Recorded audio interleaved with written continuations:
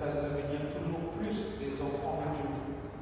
Au nom du Père et du Fils et du Saint-Esprit, je vous salue Marie, pleine de grâce, le Seigneur est avec vous. Vous êtes bénie entre toutes les femmes, et Jésus, le fruit de vos entrailles, est béni. Sainte Marie, Mère de Dieu, priez pour nous pauvres pécheurs, maintenant et à l'heure de notre mort. Amen.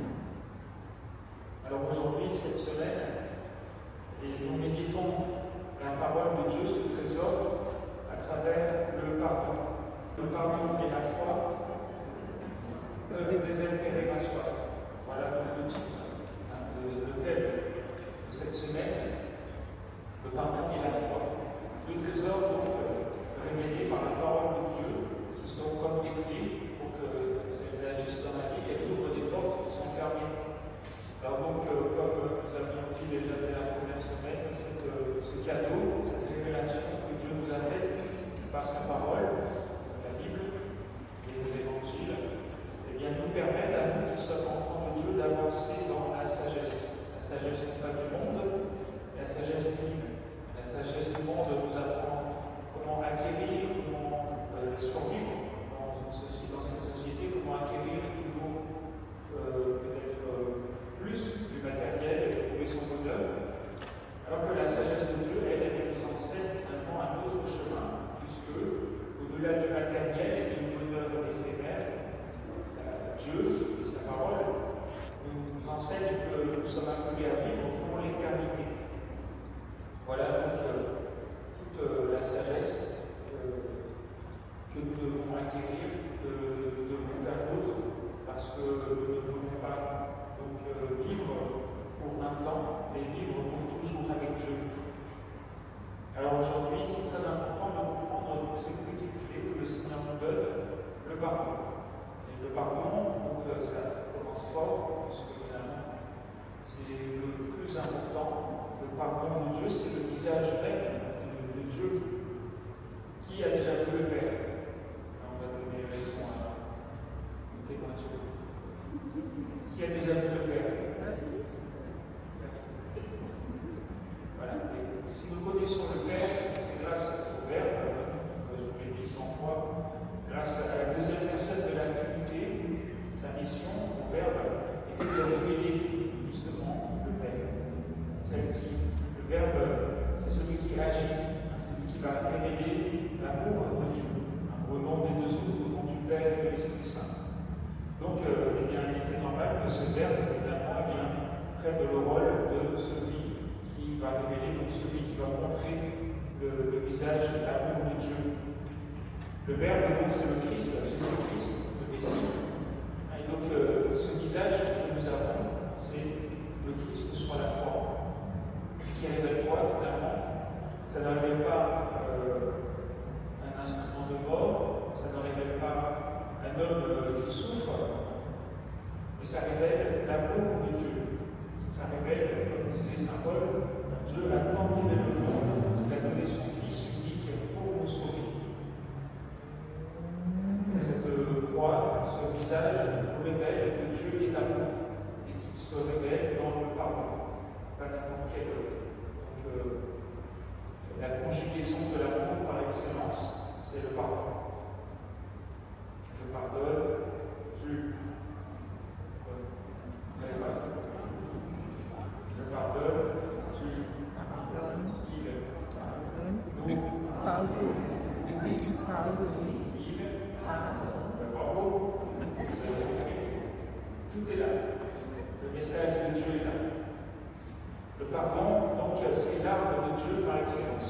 Si on a vu tous peut-être des films de Walt Disney et les autres, comme Hercule par exemple, ou Zeus, voilà, Zeus qui avec sa foudre, Hercule qui avec son marteau, qui a encore des invincibles, peut-être encore.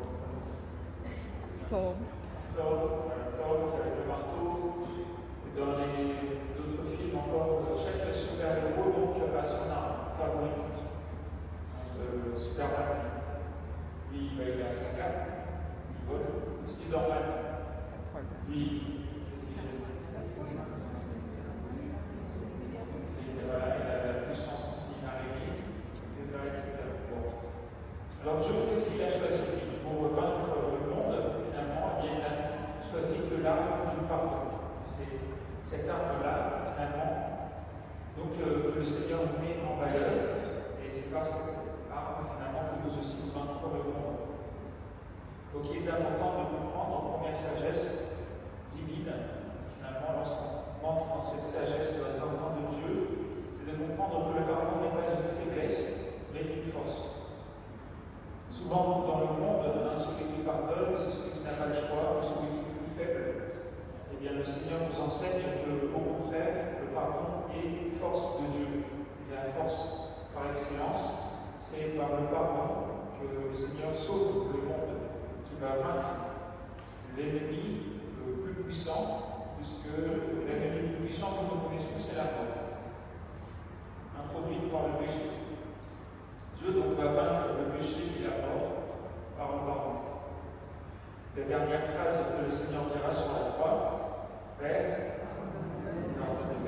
ça passe. Donc c'est bien par cet acte de pardon, le Christ n'a pas subi sa mort. À aucun moment il a perdu le contrôle. Depuis le début, il savait ce qu'il allait vivre.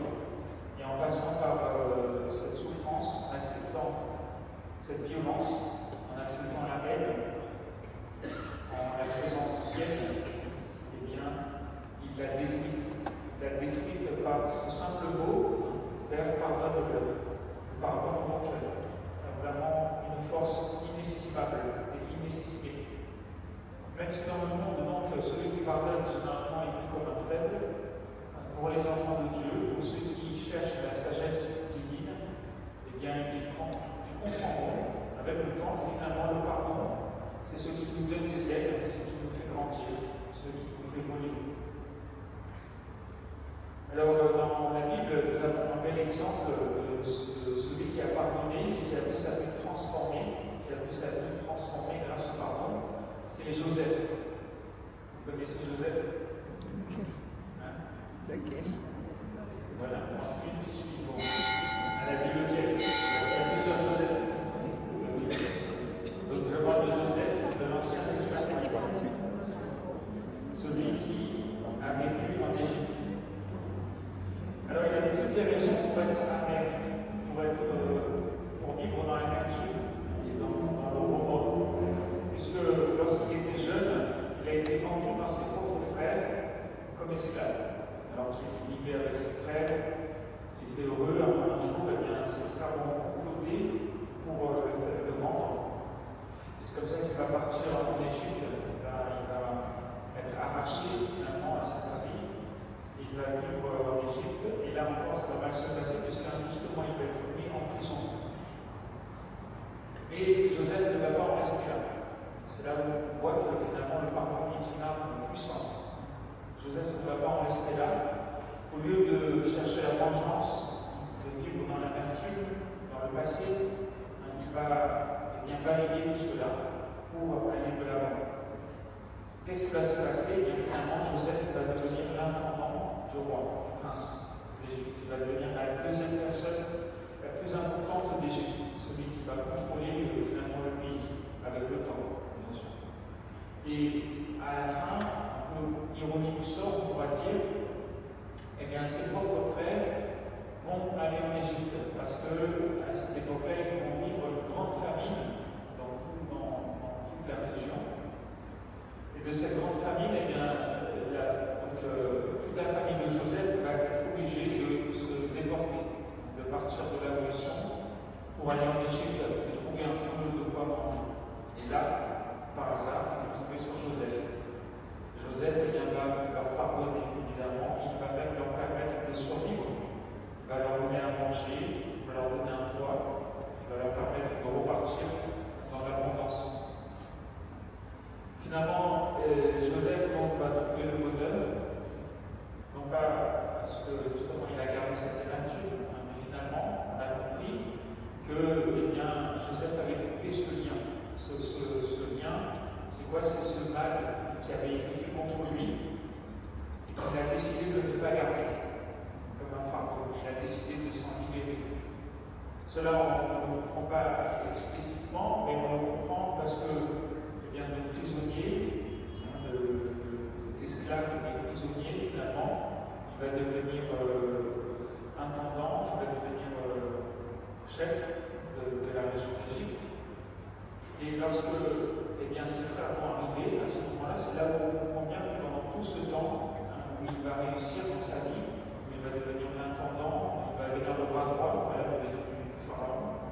Pendant tout ce temps-là, on voit que Joseph avait coupé ce lien qui le faisait souffrir, puisque finalement, lorsqu'il va rencontrer des années plus tard sa famille, qui vont venir pour demander un peu à manger, il ne l'avait pas reconnu d'ailleurs. Eh bien, lui, au lieu de s'énerver, de les faire mettre en prison, il va tout de suite aller vers eux et leur donner à manger. Donc là, on comprend bien que pendant toutes ces années où Joseph a réussi dans sa vie, il avait déjà coupé ce lien avec le mal, avec l'amertume.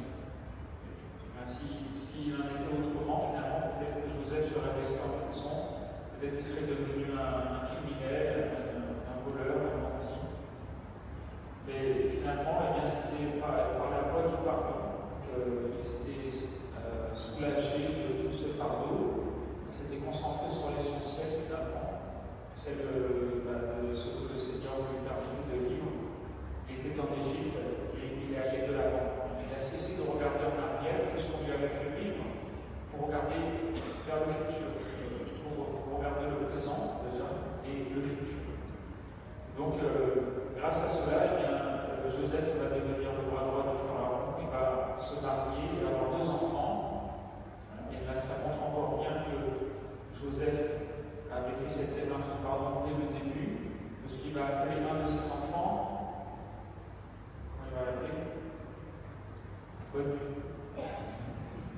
Non? Comment il va l'appeler? Manassé. Voilà, bravo.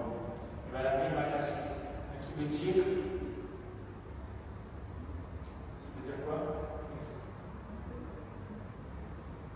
Qui veut dire quoi? Ils ont regardé avant, j'ai pas compris. Alors regardez ce que veut dire Manassé, vous verrez. Celui qui met cette souffrance de côté, qui met sa souffrance de côté, qui jette la souffrance du passé. Quelque chose dans le genre. Manassé. Il va donner le nom à cet enfant. Ça montre bien que Joseph n'a pas accepté que la souffrance et le mal le dominent. Depuis le début, Joseph avait coupé ce lien. Parce que finalement, le pardon est un choix. C'est un choix de la volonté. Finalement, lorsque je souffre, lorsque je ne peux pas pardonner, c'est moi. C'est moi-même qui veux me faire souffrir. Ce n'est pas l'adversaire. Ce n'est pas celui qui m'a blessé, finalement, qui souffre, c'est moi-même. Parce que je ne peux pas pardonner. C'est comme s'il y avait un fardeau sur moi qui me faisait mal. Et alors, les personnes qui nous aident, on dirait lâche, libère-toi, lâche ce fardeau. Et moi, je dis non, je veux le garder. Non, je n'ai pas envie, pas question, je veux le garder. Qu'est-ce que ça fait de garder finalement ce manque de pardon? Ça m'a fait dormir. Ça me fait souffrir. Voilà. Ça me fait souffrir. Alors finalement, là, on comprend que si, comme Joseph, j'ai cette sagesse divine, j'arrive à me libérer de ce fardeau, eh bien alors je suis heureux. Je veux finalement aller de l'avant. C'est important de comprendre que ce pardon-là, ça ne va pas contre mon adversaire. C'est pour ça que c'est bien dommage. C'est bien dommage finalement de ne pas pardonner, parce que finalement lorsque je ne pardonne pas, c'est moi-même que je fais souffrir, pas les autres. C'est ça le pire. Joseph donc l'avait bien compris, puisque lui, il voulait être heureux, donc il a pardonné. Alors ce qui nous emmène à un processus psychologique sur qu'est-ce que l'amour. L'amour, comme disait saint Augustin et Denis l'Aréopagite, d'autres encore, comme ça. Il disait que l'amour a trois facettes. Il y a l'amour que l'on porte à Dieu, l'amour que l'on porte aux autres et l'amour que l'on porte à soi-même. Cet amour, il a une logique, c'est qu'il part évidemment de nous-mêmes pour petit à petit progresser, s'agrandir. Comme un caillou que je jette dans l'eau. Lorsque je jette ce caillou dans l'eau, ça va faire des ondes vont se propager en partant du caillou. Et petit à petit, les ondes vont s'élargir jusque sur les bords, sur le rivage du lac, par exemple. Vous voyez ou pas? Comme vous regardez bizarrement. Alors, c'est bien important de comprendre que l'amour, comme ces rayons, en fait, partent de soi-même. Donc, au-delà de ces trois facettes, il y a une hiérarchie dans l'amour. L'amour commence par soi-même. D'abord, je m'aime moi. Et si je m'aime, alors je serai capable d'aimer les autres. Enfin, je serai capable d'aimer Dieu. Et si j'aime Dieu, je serai capable d'aimer véritablement mes frères. Si, voilà, pourquoi c'est compréhensible. Plus j'aime Dieu, plus je peux aimer véritablement mon frère. Lorsque, par exemple, je ne connais pas Dieu, je peux aimer mon frère par utilité, parce que par intérêt, etc. Plus je connais Dieu, plus je connais les lois, tout ça, plus je connais le véritable amour que Dieu me permet de connaître, plus je pourrais aimer mon frère en vérité. Vous êtes d'accord? Et cet amour, finalement, à la base, il part de nous-mêmes. Plus je m'aime moi, finalement, plus je serai capable d'aimer Dieu en vérité et d'aimer mes frères en vérité. Parce que si je ne m'aime pas, ça c'est important, c'est un peu difficile à comprendre, mais si je ne m'aime pas, eh bien, en tout cas de manière stable, je ne pourrai pas aimer mon frère ni aimer Dieu de manière stable. Admettons, lorsque je suis malade, voilà, je suis malade, donc je ne suis pas bien, moi-même je ne suis pas bien. Est-ce que je vais réussir à être agréable avec mes frères et sœurs? Pas vous. C'est pour les femmes. On va dire le mari.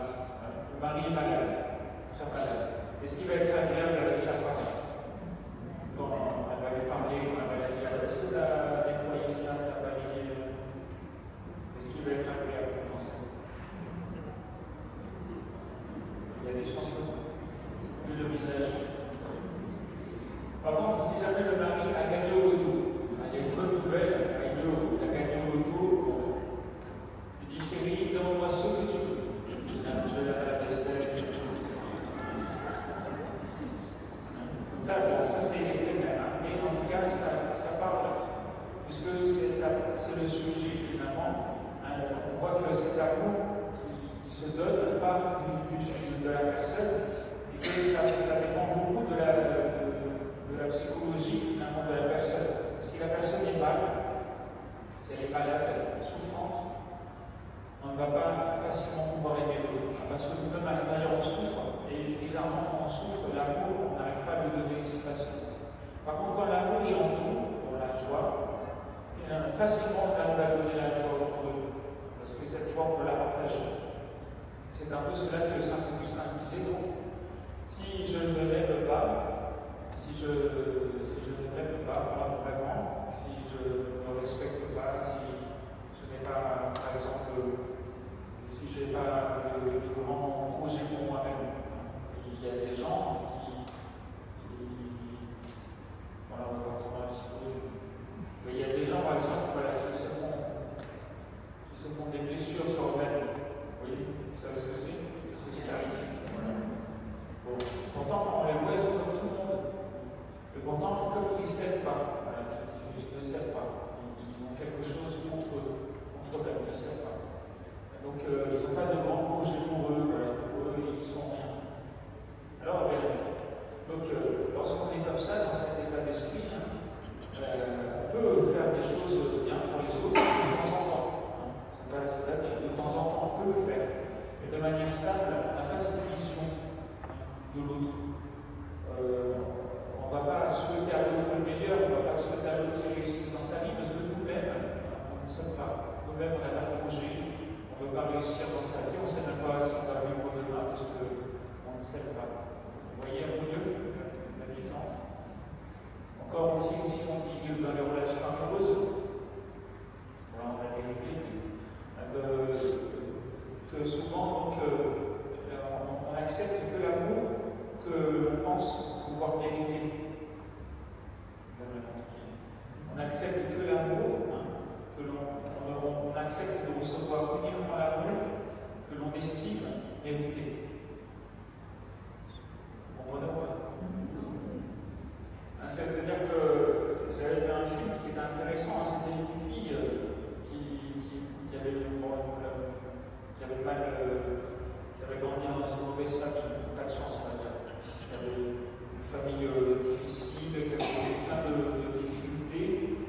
Fait, il y a un peu détruit par la vie.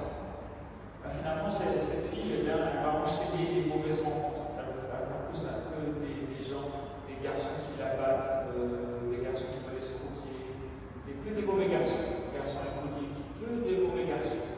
Et un jour, finalement, tout au long de sa vie, à la fin, elle va se suicider, ça se va venir en côté. Finalement, tout au long de sa vie, il y avait quelqu'un de très bien avec elle, un ami, c'était son ami. Il était très très bien, un garçon bien. Mais ce garçon, jamais, eh bien, elle n'a su le reconnaître comme l'homme de sa vie. Elle préférait finalement des garçons qui la battent, des garçons alcooliques, des garçons mauvais. Parce que finalement, inconsciemment, elle, comme elle avait vécu, étant toujours rabaissée dans les difficultés, tout ça, elle n'arrivait pas à accepter l'amour finalement que le garçon voulait lui donner.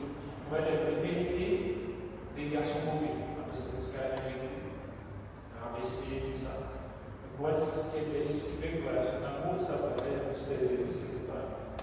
correspond. Je ne sais pas si ça vous parle.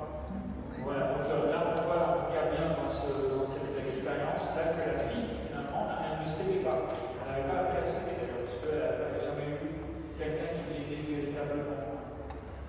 Donc, elle ne s'aimait pas. Et comme elle ne s'aime pas, finalement, elle ne va pas reconnaître le véritable amour, et elle va plutôt aller vers des gens, finalement, qui ne l'aiment pas pour de vrai non plus.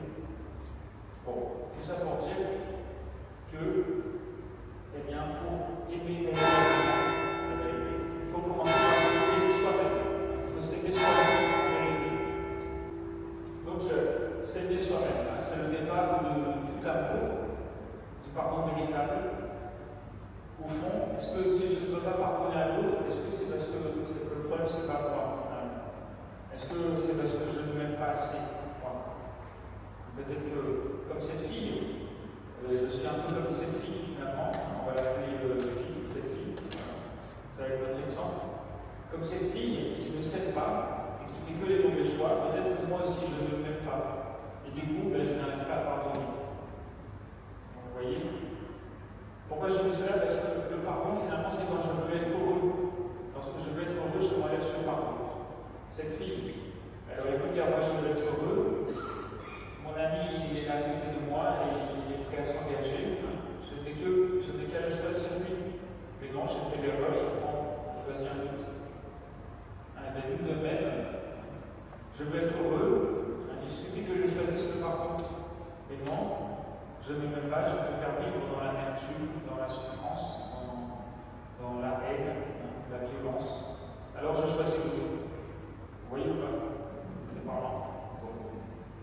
Alors, cette façon de s'aimer, de choisir le bien, de choisir le vrai, le beau, c'est la sagesse de Dieu. Ça demande beaucoup de réflexion, d'expérience, de méditation. Il faut intégrer la parole de Dieu. Si je ne fais que la vie en superficialité, ça ne va pas marcher.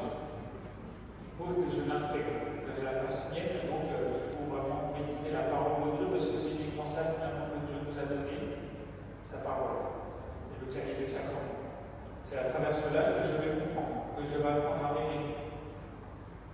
La première chose qu'on apprend quand on est baptisé, je suis enfant de Dieu. Donc je vaux quelque chose, je ne suis pas rien, je ne suis pas le hasard, un fruit de hasard, je ne suis pas une erreur de la nature, mais je suis un enfant de Dieu. Donc là déjà, j'apprends à m'aimer, à m'estimer. Donc là, comment ça, je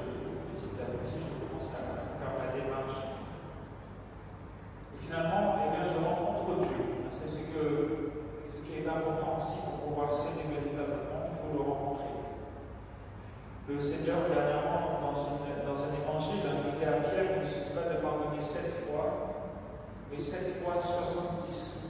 7 fois. 7 fois. 7 fois 66 fois. Ça fait 490 fois. Vous voyez? Est-ce que ça veut dire qu'à la 491e fois, je peux ne pas pardonner? Ça veut dire, quand il dit ça, le Seigneur, ça veut dire qu'il faut que ça devienne un état d'esprit. Parce que je répète quelque chose, que ça devienne un réflexe, que je l'intègre. C'est ce que le Seigneur nous demande, c'est d'adopter l'état d'esprit. Au-delà de la loi, je peux vivre extérieurement selon la loi, en superficialité. Je fais la loi, c'est la loi, c'est comme ça. Mais je ne l'applique pas, je n'ai pas intégré. Le Seigneur nous demande d'aller au-delà de la loi pour vivre véritablement la sagesse, l'état d'esprit de Dieu. À force donc, de vivre, à force de la méditer, de la faire mienne, et bien petit à petit, cet esprit de Dieu, cet état d'esprit va rentrer en moi. L'esprit de Dieu, évidemment, c'est l'Esprit Saint. L'Esprit Saint va me remplir complètement. Notre exemple parfait, c'est Marie. Parce que Marie est comme nous, mais elle est remplie de l'Esprit Saint. On pourrait dire, bon, Jésus avait quelque chose en plus, voilà, parce qu'il était Dieu. Mais Marie, elle était comme nous, mais elle était remplie, comblée de l'Esprit Saint. C'est la sagesse par excellence. La sagesse, c'est le visage de la sagesse par excellence. Donc nous aussi, on peut acquérir cette sagesse divine en faisant nôtre la parole de Dieu. Pas seulement que ce soit la loi. D'ailleurs, la loi, je ne sais plus exactement où j'ai vu ça, mais c'était très intéressant. Ce qu'on attend de la loi. Souvent, on veut, ceux qui ont vécu des choses très dures, espèrent que la loi va faire justice. J'espère que la loi va leur permettre de pardonner. Mais ça, c'est pas bon, en fait. Parce que finalement, la loi, qu'est-ce que ça fait? La loi est punitive. La loi est punie. C'est tout ce qu'elle fait. Même si je te mets 125 ans en prison, bon, c'est une punition. Ça n'apporte rien à celui qui a vécu la souffrance. Vous voyez, la loi est punitive. Il y a quelque chose de plus grand que la loi, finalement, c'est l'amour, le pardon. Le pardon, lui, il sait s'adapter à chacun. Il a cette capacité de nous libérer. La loi punit, la loi nous libère, l'amour nous libère. Elle s'adapte à chacun, elle nous libère. Alors cet amour qui libère, on le voit bien donc, dans les rencontres avec Dieu, on l'a vu avec le muet, le sourd-muet, le paralytique, le lépreux et la samaritaine récemment. Il y a encore la semaine prochaine un autre handicap, une personne handicapée va rencontrer Dieu. Cet handicap, on peut très bien le percevoir comme justement ce manque de pardon, ce manque d'amour. Nous sommes tous comme des personnes handicapées. Et lorsqu'on rencontre Dieu, qu'est-ce qu'il fait? Nous guérit. J'avais pas pensé à ça. Il nous guérit comment? Le cœur. Non, mais comment? Qu'est-ce qu'il dit? Quelle est la phrase qui revient à chaque fois? Va ta foi t'assurer. Un Dieu, en fait, Dieu, lorsqu'on rencontre Dieu, il nous pardonne, il nous donne sa grâce. Cette foi, bien sûr, on va lui demander, finalement, on va lui demander qu'il nous guérisse, c'est qu'on lui demande qu'il nous pardonne. Et lorsque on a fait cette démarche, le Seigneur dit ta foi t'a sauvé. Je t'accorde mon pardon. Finalement, c'est le pardon qui est libérateur. Toutes les rencontres avec Dieu, les personnages qui vont rencontrer Dieu, qui vont changer de vie, vont faire l'expérience du pardon. Ça, c'est très important, parce qu'on peut méditer les différents personnages de l'Évangile qui ont reçu ce pardon et qui ont finalement tellement aimé ça, ils ont tellement aimé le goût du pardon, et bien qu'ils l'ont intégré dans leur vie. Et c'est grâce finalement à ce pardon qu'ils vont apprendre aussi à donner, et c'est grâce à cela finalement qu'ils vont vivre heureux. Alors voilà le chemin aujourd'hui que le Seigneur nous enseigne. J'aurais voulu